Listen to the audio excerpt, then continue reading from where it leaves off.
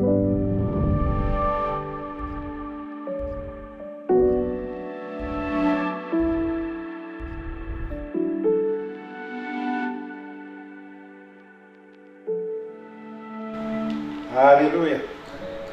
Encore une fois, un grand merci au Seigneur pour le privilège.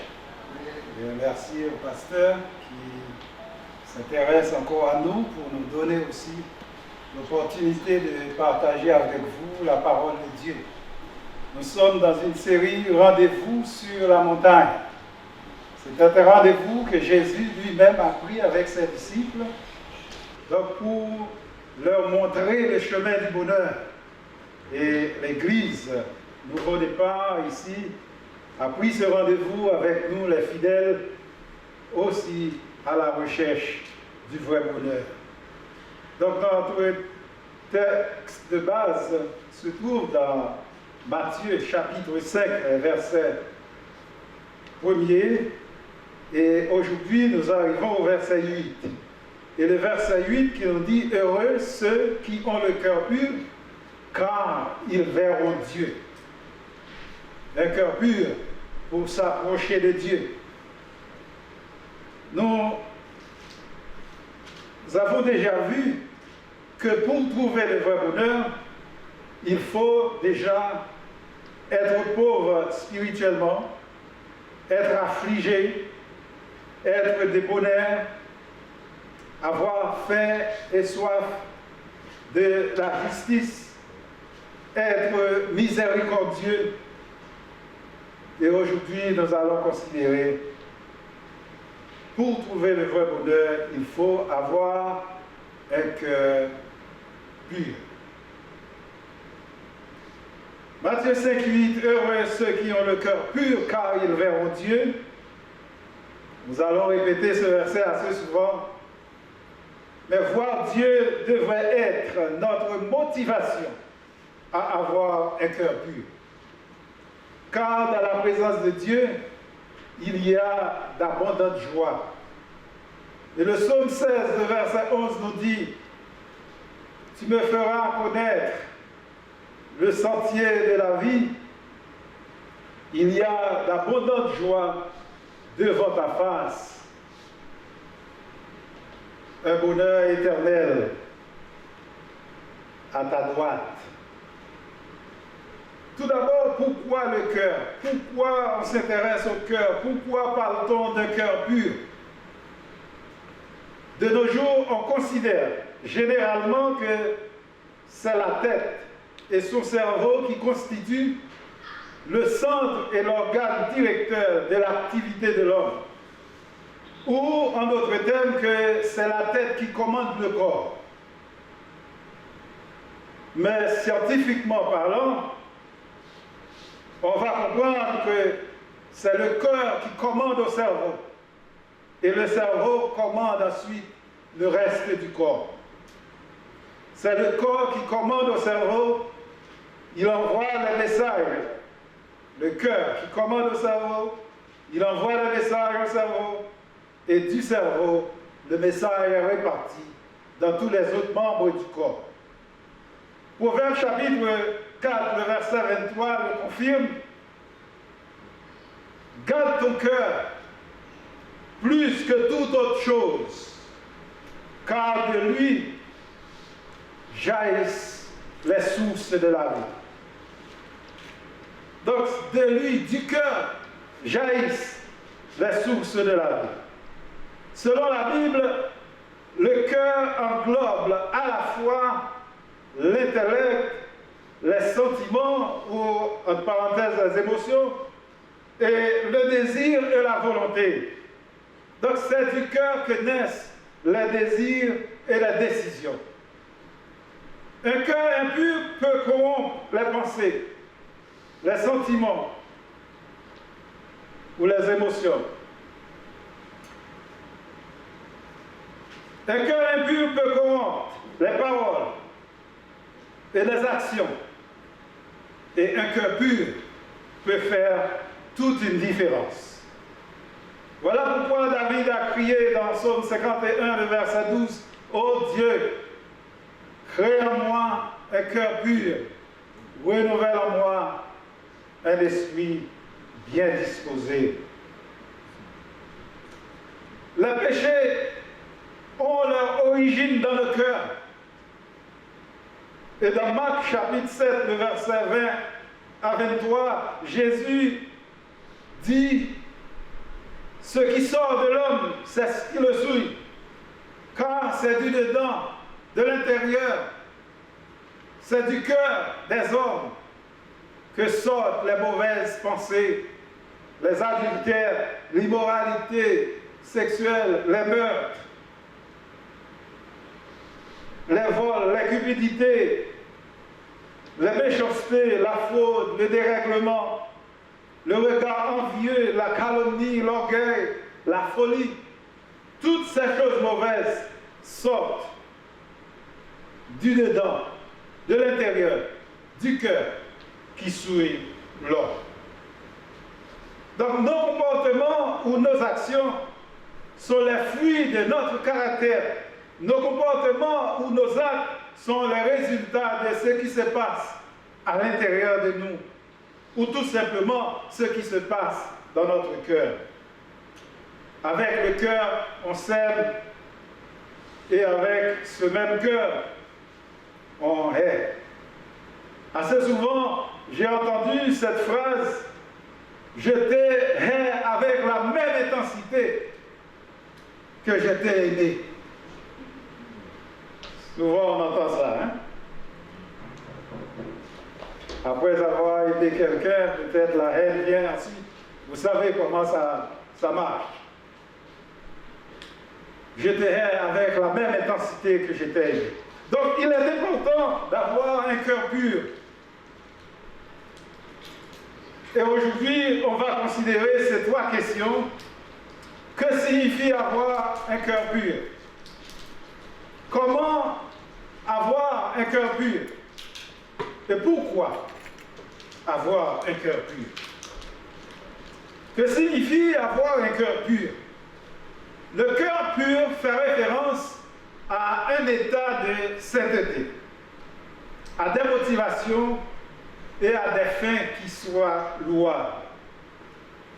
Avoir un cœur pur ou être saint, on peut le dire ainsi, avoir un cœur pur ou être saint signifie être séparé du péché et mis à part pour Dieu.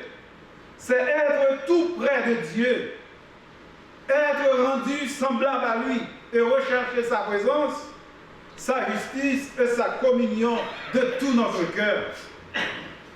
Par-dessus tout, Dieu a décrété que la sainteté ou avoir un cœur pur est la qualité première que doivent faire preuve ses disciples.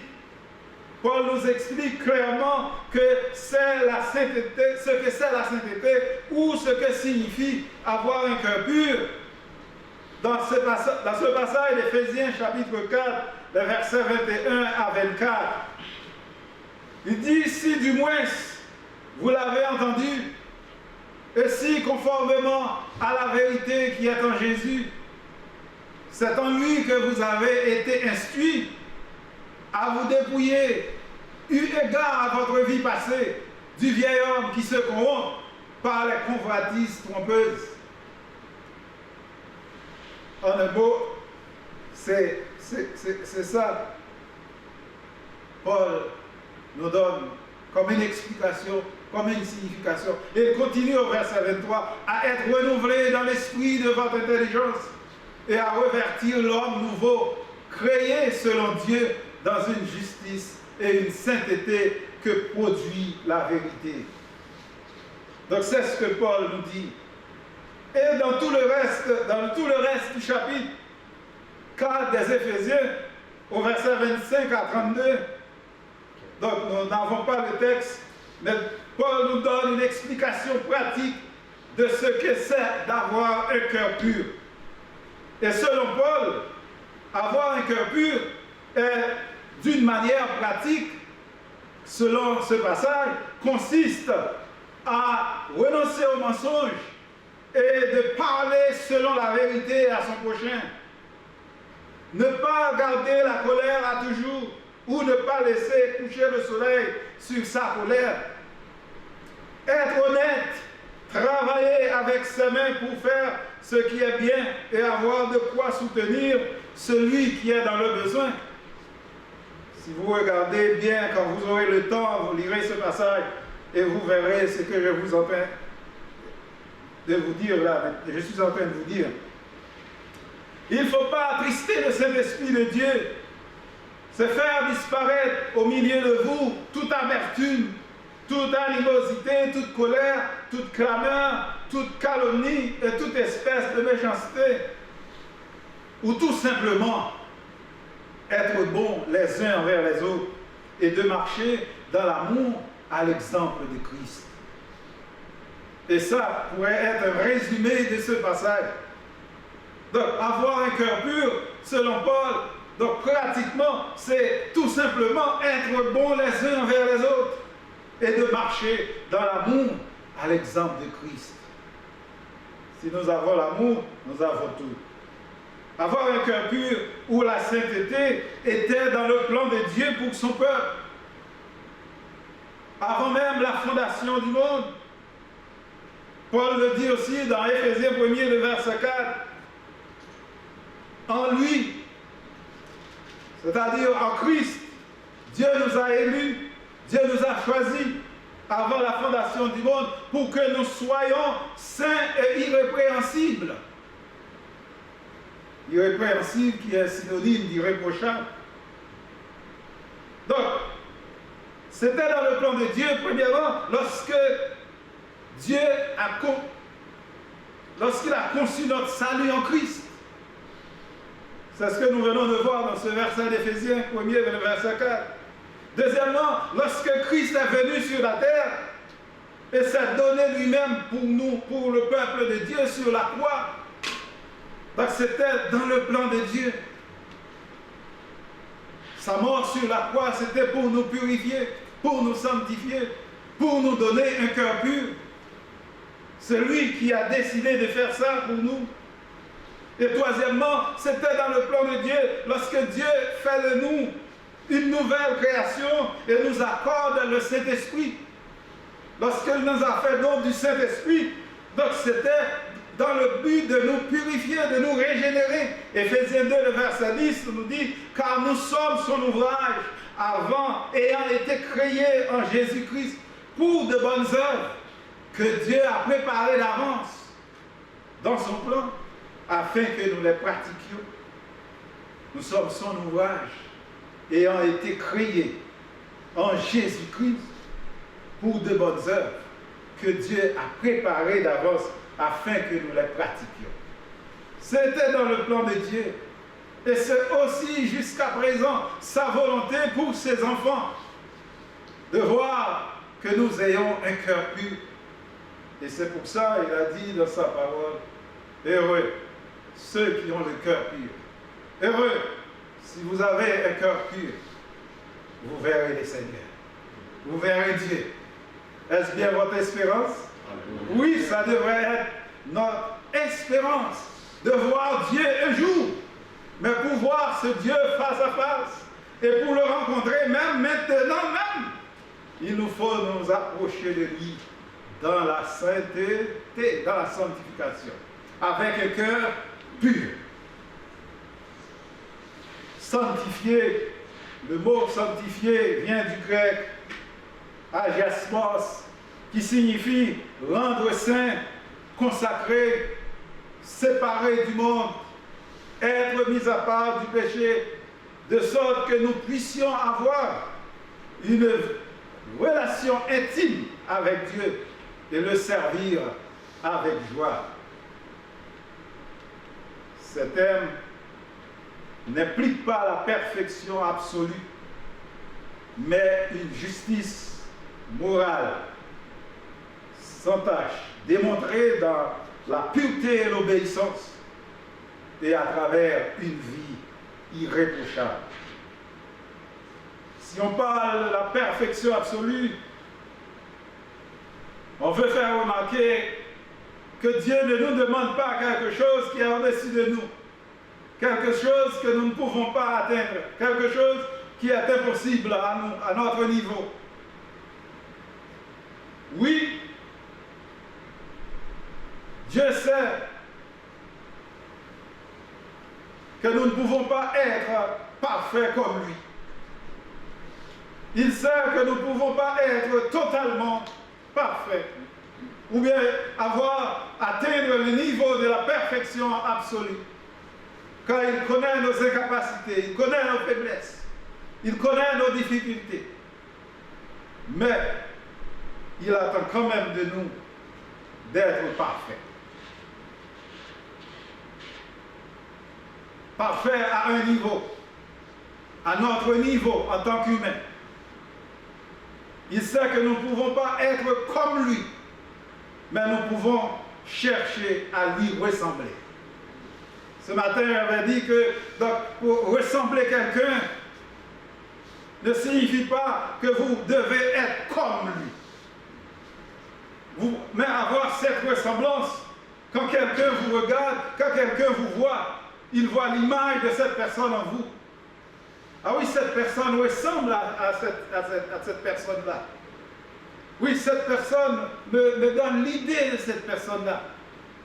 Et nous voyons Dieu dans cette vision qu'il attend de nous à faire un effort de jour en jour, à lui ressembler, de jour en jour, à rechercher, à être comme lui, même si nous ne pouvons pas arriver dans son niveau. Mais il veut voir l'effort que nous faisons pour y arriver. Et il ne peut pas, ça ne peut pas faire comme lui. Donc nous ne pouvons pas arriver seuls, mais avec l'aide de Dieu, il va nous aider à y arriver. Éphésiens 2, versets 14 et 15, nous dit, faites toutes choses sans murmure ni hésitation, afin que vous soyez irréprochables et purs, des enfants de Dieu, irrépréhensibles au milieu d'une génération perverse et corrompue, parmi laquelle vous brillez comme des flambeaux dans le monde. Donc c'est un peu ça, avoir un cœur pur. Donc c'est chercher à briller au milieu d'une génération perverse et corrompue. C'est chercher à être un flambeau qui brille dans ce monde qui est différent de nous. Je vais vous raconter quelque chose qui, enfin, m'était arrivé quand j'étais au collège de formation. C'était à la Jamaïque en 1988 à 1990. Au cours de ma première année de formation, et c'était en janvier 1989, nous étions dans une campagne d'évangélisation, nous étions assignés à un poste et nous allons faire de l'évangélisation là, une semaine de campagne, 10 jours de campagne d'évangélisation. Et à ce moment-là, j'étais confronté à une question étrange de mon officier responsable d'éducation. Il était responsable pour notre brigade. Et à ce moment-là, il m'a posé cette question étrange. Et je ne savais pas pourquoi il m'a demandé cela. Et je ne pouvais pas répondre. Je lui ai regardé, et il m'a regardé. Il n'a rien dit de plus. Mais la question était celle-ci. Il m'a demandé, es-tu Jésus? Il m'a demandé, es-tu Jésus? Mais je ne pouvais pas comprendre pourquoi. Je sais ce qu'il veut dire, que oui, es-tu Jésus? Mais je sais que moi, je ne suis pas Jésus, mais pourquoi il me demande ça? Ce fut après quelque temps, j'allais comprendre pourquoi il m'a posé cette question étrange. Et je ne vous raconte pas ça pour faire voir que je suis bon, je suis ceci ou cela, ou pour me vanter. Mais ça m'était arrivé réellement, je vous l'ai dit. Mais pour vous montrer comment que peut-être il y a une façon que les autres peuvent vous voir, ou bien que Dieu peut vous faire apparaître aux yeux des autres, ou bien une façon que vous vous comportez d'une manière donc, qui plaît non seulement aux hommes, mais aussi qui plaira à Dieu. Donc, pourquoi, en réunion de staff, au collège de formation, il était difficile pour les officiers, quand ils se réunissent, pour trouver quelque chose à me reprocher. Donc j'ai compris ça par la suite, après que l'officier m'a posé cette question étrange. Pourquoi? Donc je regrette, je dis ça en présence des gens qui ne me connaissent pas.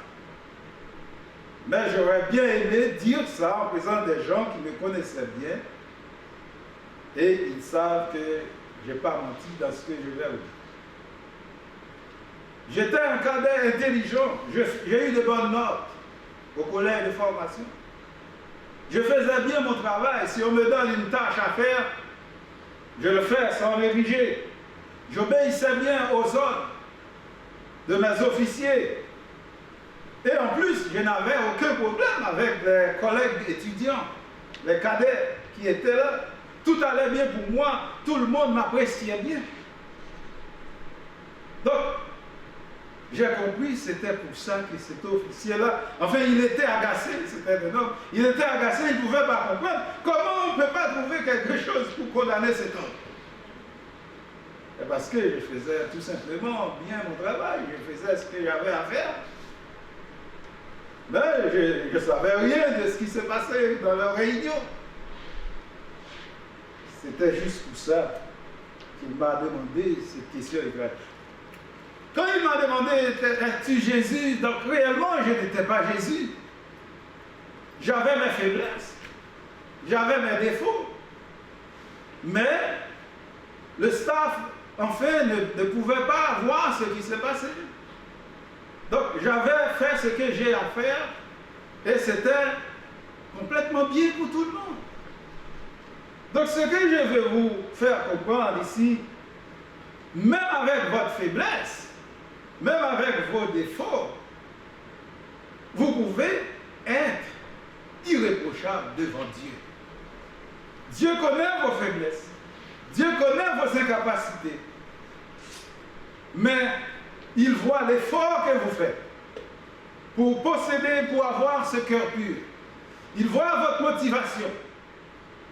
Et lui, il va ajouter ce que vous manquez. Il va ajouter ce qui vous manque pour arriver, pour atteindre le niveau qu'il espère de vous. Donc, avoir un cœur pur ou la sanctification, c'est avoir des motivations pour arriver à des fins qui soient louables. C'est faire toutes choses sans murmure, ni hésitation, afin que vous soyez irréprochables et purs, même au milieu d'une génération perverse et corrompue. On peut être parfait sans être absolument parfait. On peut être parfait sans être absolument parfait. Car seul Dieu connaît une perfection absolue. Est-ce que vous me comprenez là? Seul Dieu connaît une perfection absolue. Ni moi qui vous prêche en ce moment, je ne peux pas dire que je suis parfait absolument. Personne ne peut dire qu'il est parfait absolument. Dire être parfait absolument, c'est être comme Dieu. C'est que vous n'avez pas aucun manquement, vous n'avez aucune faiblesse, vous n'avez aucun problème du tout. Mais Dieu seul connaît à l'intérieur de nous, à l'intérieur de notre cœur. Mais quand même, on peut être parfait. C'est possible. Parce que c'est avoir la motivation. Avoir l'envie de faire des choses qui soient louables. Avoir l'envie de vous préserver de ce monde. Avoir l'envie de vous mettre à part au service du Seigneur. C'est ça, avoir un cœur pur. Et comment avoir un cœur pur? Heureux ceux qui ont le cœur pur. Ceux qui ont le cœur pur sont ceux qui ont été délivrés du pouvoir du péché par la grâce de Dieu et qui s'efforcent de tout leur cœur de plaire à Dieu, de le glorifier et de lui ressembler. Ils s'efforcent d'avoir la même attitude que Dieu, c'est-à-dire aimer la justice et haïr le mal. Oui, je dis, ceux qui ont le cœur pur sont ceux qui ont été délivrés du pouvoir du péché par la grâce de Dieu et qui s'efforcent de tout leur cœur de plaire à Dieu, de le glorifier, de lui ressembler. Ils s'efforcent d'avoir la même attitude que Dieu, c'est-à-dire aimer la justice et haïr le mal. Je dis bien, ils s'efforcent. Nous essayons de copier sur Dieu. Nous faisons un effort. C'est Dieu, il aime la justice et haïr le mal. Nous aussi, nous devons faire comme lui, nous devons essayer quand même d'aimer la justice et de haïr le mal. Hébreux 1er, verset 9 nous dit, tu as aimé la justice et tu as haï l'iniquité. C'est pourquoi, ô Dieu, ton Dieu t'a oint et ton Dieu t'a oint d'une huile de joie au-dessus de tes égaux. Et dans Psaume 45, le verset 8, il a dit, par privilège sur tes collègues. Par privilège sur tes collègues. Il ne suffit pas pour les enfants de Dieu d'aimer la justice, ils doivent aussi haïr le mal. À l'exemple de Christ, quand il était sur la terre, nous avons l'exemple. Et notre amour de la justice et notre haine du mal augmenteront par deux moyens. Premièrement, c'est par l'accroissement d'un amour et d'une compassion qui viennent du cœur pour ceux dont la vie est ruinée par le péché. Donc notre amour pour la justice et notre haine pour le mal va augmenter de jour en jour.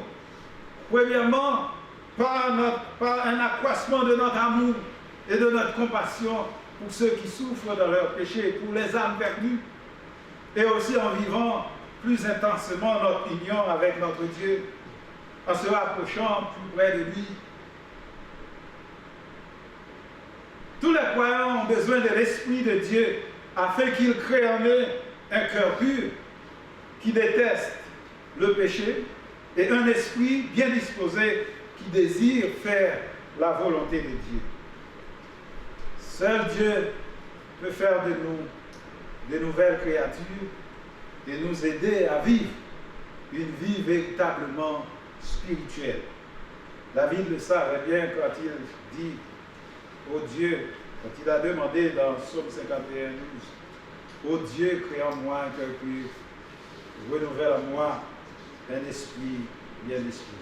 Et pour Paul, devenir une nouvelle créature, c'est le fait d'être en Christ. C'est le fait d'être en Christ que nous pouvons devenir une nouvelle créature. 2 Corinthiens 5, le 17 nous dit, si quelqu'un est en Christ, il est une nouvelle créature, les choses anciennes sont passées, voici toutes choses sont devenues nouvelles. Il faut être en Christ pour que cela se réalise dans notre vie. Et c'est l'Esprit qui régénère par le fait d'être en Christ. Et par l'Esprit, nous sommes rendus capables de ne pas pécher. Car selon 1 Jean 2, le verset 1er, il a dit, mes petits enfants, je vous écris ces choses afin que vous ne péchiez point.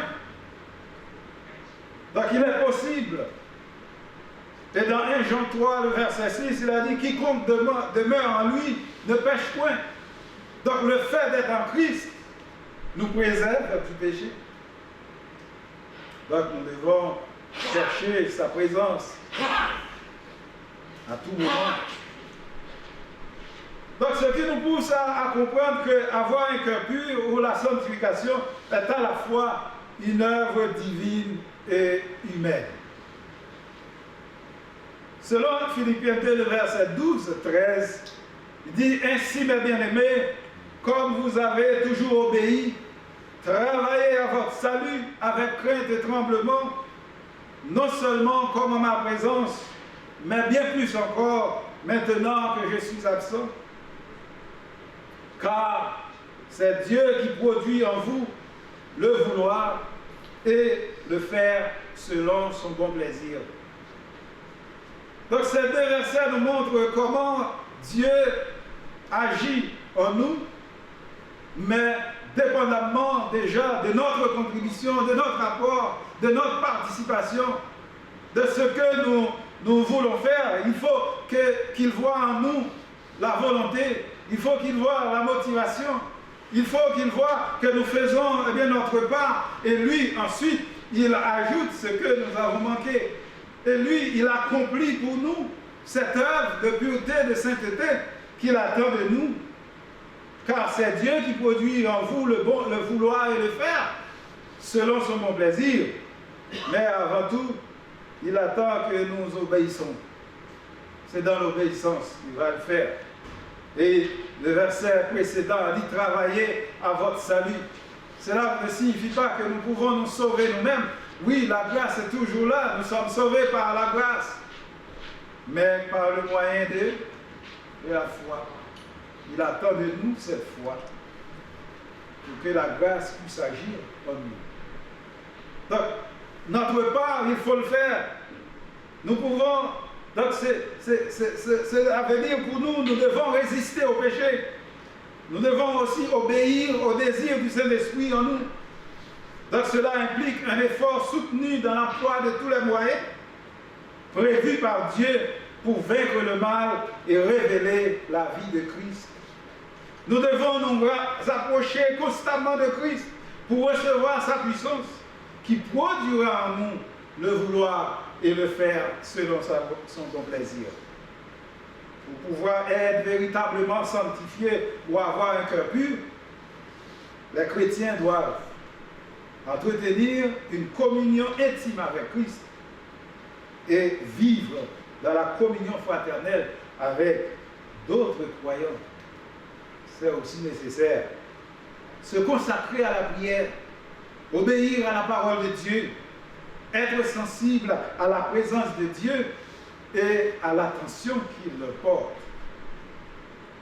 Aimer la justice et haïr le mal, mettre à mort le péché, se soumettre à la discipline divine, continuer à obéir et à être rempli de l'Esprit.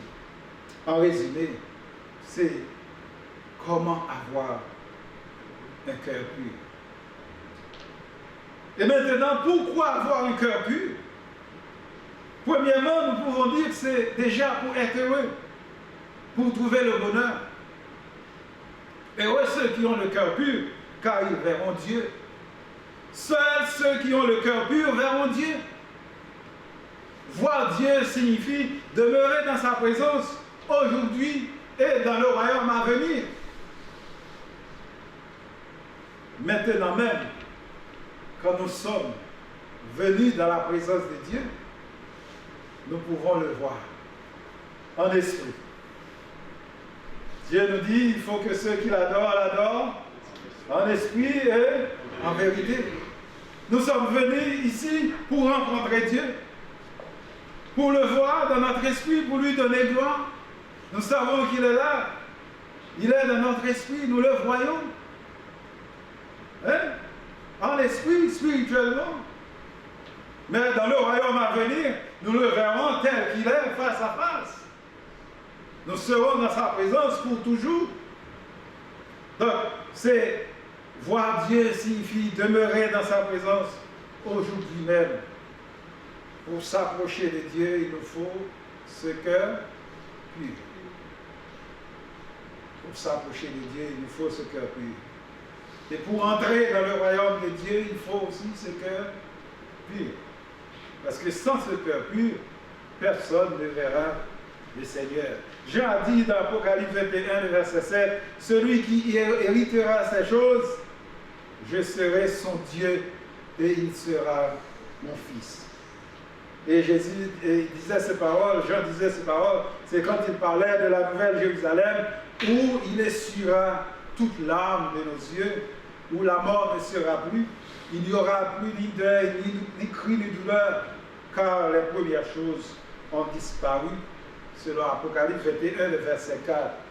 Et dans Apocalypse 22, le verset 4, il a dit, « Ses serviteurs verront sa face, et son nom sera sur leur front. » Donc la présence de Dieu procurera la joie procurera la joie et le bonheur. Et encore confirmé par le psaume 16, le verset 11. Il y a d'abondante joie devant ta face. Deuxièmement, un cœur pur est nécessaire pour voir Dieu, pour s'approcher de Dieu. Matthieu 5, 8 encore nous dit, heureux ceux qui ont le cœur pur, car ils verront Dieu. Il y a encore Hébreux 12, 14 qui nous dit, recherchez la paix avec tous et la sanctification, sans laquelle personne ne verra le Seigneur. Mes chers amis, c'est du sérieux. Parfois, pour un jeu d'enfant, pour quelque chose de peu d'importance, on peut perdre notre sanctification, ou on peut souiller notre cœur, et par conséquent ne sera pas en mesure de rencontrer Dieu, de voir Dieu. Considérons ce qu'il dit dans Hébreux chapitre 12, le verset 15 à 17. Veuillez à ce que nul ne se prive de la grâce de Dieu, à ce qu'aucune racine d'amertume poussant des rejetons ne produise du trouble et que plusieurs n'en soient infectés, à ce qu'il n'y ait ni impudique ni profane, comme Ésaïe, qui pour un mets, entre parenthèses, un plat de nourriture, vendit son doigt d'aînesse. Vous savez que plus tard, voulant obtenir la bénédiction, il fut rejeté, quoiqu'il la sollicita avec l'âme, car son repentir ne put avoir aucun effet. Le doigt d'aînesse, autrement dit l'héritage du premier-né, comprenait trois aspects, trois choses. Premièrement, la conduite de la vie spirituelle et de la vie familiale. C'est-à-dire le premier-né dans la famille hébraïque, à ce temps-là, et peut-être jusqu'à aujourd'hui, dans certaines civilisations, c'est toujours pareil. Le premier-né, il a le dernier mot. Le premier-né, il a une supériorité sur les autres. Le premier-né, il a un leadership dans cette famille. On ne peut pas décider sans avoir son avis. Dans certaines civilisations, et d'ailleurs, c'était comme ça. Et deuxièmement, le premier-né, il a une double portion de l'héritage. Du temps d'Ésaïe, c'était comme ça. Donc, et troisièmement, en ce temps-là, la passation de la bénédiction et l'alliance que Dieu avait promise à Abraham, c'était réservé au premier-né. Ésaü, étant fils d'Isaac, et Jacob, c'était à Ésaü que réservait la bénédiction. Mais parce qu'il a vendu son doigt d'aînesse à Jacob pour un plat de nourriture, il a perdu cette bénédiction. Et c'est Jacob qui était béni à sa place. Et c'est de Jacob que venaient les 12 tribus d'Israël. Mais c'était réservé auparavant à Ésaïe. Voilà une grave erreur qu'Ésaïe a commise. Donc, parfois, nos chrétiens, donc cela peut aussi nous arriver si nous ne faisons pas attention. Parce qu'Ésaïe a vendu son doigt d'aînesse, dans sa folie, il a choisi d'échanger des promesses durables contre un plaisir immédiat et momentané. Et c'est ainsi qu'il méprisa le doigt d'aînesse. Jacob, par contre, désirait les bénédictions spirituelles à venir, et c'est de lui que sont issues les 12 tribus d'Israël. Donc ce passage nous montre combien il est important d'avoir un cœur pur ou d'être sanctifié, et aussi comment, pour une futilité, on peut perdre notre sainteté et par conséquent ne peut pas s'approcher de Dieu. Parce que dans Psaume 34, le verset 3 et 4, il est dit, qui pourra monter à la montagne de l'Éternel? Qui se lèvera jusqu'à son lieu saint? Celui qui a les mains innocentes et le cœur pur, celui qui ne livre pas son âme au mensonge et qui ne jure pas pour tromper. David souligne le fait que ceux qui veulent adorer, servir Dieu et recevoir sa bénédiction doivent s'efforcer d'avoir un cœur pur et mener une vie juste. Si nous voulons venir dans la présence de Dieu pour l'adorer, pour le servir, nous devons faire cet effort-là aussi, d'avoir un cœur pur. Heureux ceux qui ont le cœur pur. Les mains innocentes sont celles qui ne portent pas d'empreinte du péché. Et le cœur pur, c'est la sainteté, l'état de celui qui vit dans la sanctification. On va terminer. Mes chers frères et sœurs, heureux ceux qui ont le cœur pur, car ils verront Dieu. Soyez heureux si votre cœur est pur, car vous verrez le Seigneur. Si vous désirez trouver le vrai bonheur, sachez que l'une des conditions, c'est avoir un cœur pur. Sommes-nous à la recherche de ce cœur pur? Si nous ne le possédons pas encore, nous devons nous rappeler que avoir un cœur pur, c'est vivre dans un état de sainteté. C'est se séparer du monde, du péché, se séparer du péché et d'être mis à part pour Dieu. C'est rechercher à ressembler Jésus, notre modèle. C'est rechercher la présence de Dieu, sa justice, sa communion de tout notre cœur. Et nous pouvons trouver ce cœur pur en nous efforçant de plaire à Dieu de tout notre cœur, en aimant la justice, en parenthèse, ce qui est bien, et en haïssant le mal. L'Esprit de Dieu peut aussi nous régénérer et produire en nous le vouloir et le faire selon son bon plaisir. Et enfin, le but ultime d'avoir un cœur pur, c'est dans le but de voir Dieu, dans le but de rencontrer Dieu, pour demeurer dans sa présence et avoir communion intime avec lui aujourd'hui et dans le royaume à venir. Sans un cœur pur et sans la sanctification, personne ne verra le Seigneur. Efforçons-nous donc à avoir un cœur pur pour être avec Dieu dans son royaume éternel. Que Dieu bénisse. Amen.